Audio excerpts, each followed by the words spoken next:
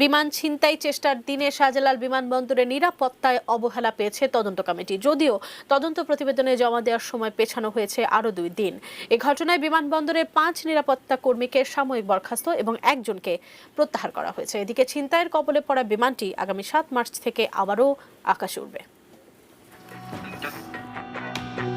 24 ফেব্রুয়ারি হযরত শাহজালাল আন্তর্জাতিক বিমানবন্দরের অভ্যন্তরীণ টার্মিনাল দিয়ে বিমানবন্দরে প্রবেশ করে বিমান ছিনতাইয়ের চেষ্টাকারী পলাশ আহমেদ। খেলনা অস্ত্র এবং তার পেঁচানো বোমা সদৃশ বস্তু নিয়ে নিরাপত্তা বেষ্টনী পার হয়ে বিমানে ওঠেন পলাশ আহমেদ। তাই প্রশ্ন উঠেছে, কিভাবে এসব নিয়ে বিমানে উঠলেন পলাশ? এ ঘটনার পর তদন্ত কমিটি 5 নিরাপত্তা কর্মীকে সাময়িক বহিষ্কার করেছে।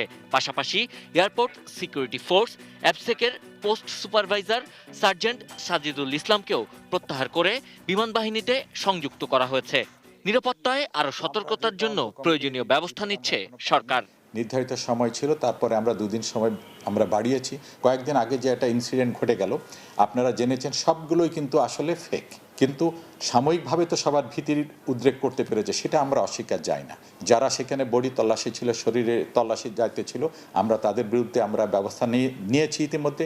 অর্থাৎ টোটাল সিকিউরিটি সিস্টেমকে আমরা আরও ঢেলে সাজাচ্ছি প্রত্যেকটা এয়ারপোর্ট। বিমানবন্দরের অভ্যন্তরীণ নিরাপত্তা ব্যবস্থা এককভাবে নিয়ন্ত্রণ করে সিভিল এভিয়েশন কর্তৃপক্ষ। তবে অনেকগুলো সংস্থার সমন্বয়ে এই নিরাপত্তা ব্যবস্থা বলেই বাহিনীগুলোর সমন্বয় প্রয়োজন বলে মনে করেন বিমানের এই কর্মকর্তা। আগামী 7ই মার্চ ইনশাল্লাহ এটা আবার আকাশে উড়বে। আলটিমেটলি ক্ষতিটা কিন্তু এয়ারলাইন্সের হচ্ছে, যারা প্যাসেঞ্জার ক্যারি করছেন।